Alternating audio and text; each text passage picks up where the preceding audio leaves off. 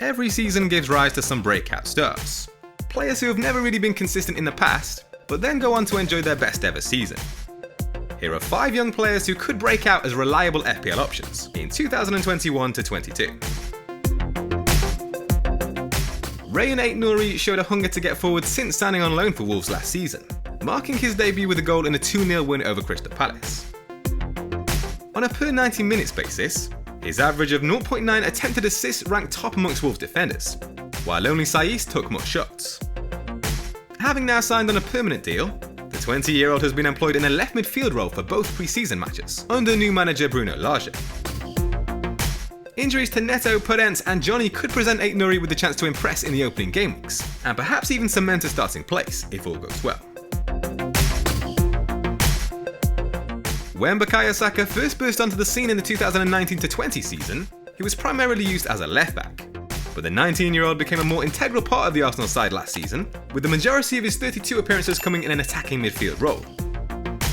Named as the Gunners' Player of the Season, Saka's most consistent spell came midway through the campaign, between game weeks 15 and 25. 8 of his 10 goal involvements came during that period, where he averaged 6.3 points per game and ranked top amongst teammates for shots, big chances created, and touches in the opposition's penalty box. With 20-year-old Emile Smith-Rowe and a reformed Nicolas Pepe lining up alongside Saka, Arsenal have lots of exciting FPL talent in midfield, along with some favourable fixtures from game week 4.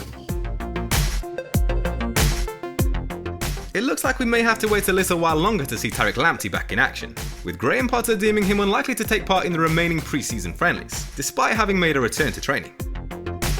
The right-back impressed early doors last season, racking up a goal and 3 assists in the opening 7 game weeks, before suffering a long-term hamstring injury. Only Castagna and Robertson took more than his 15 touches in the opposition's penalty box during that period, amongst current Premier League defenders.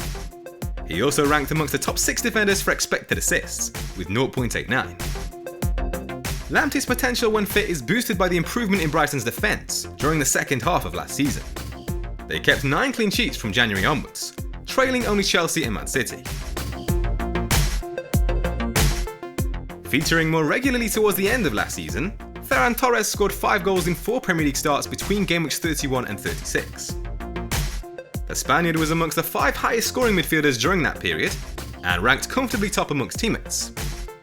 Tallies of 5 shots on target, 9 attempted assists and 4 big chances were all team leading figures.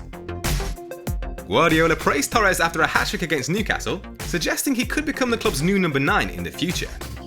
If they're unable to get Harry Kane over the line this summer, that's something we could see more often.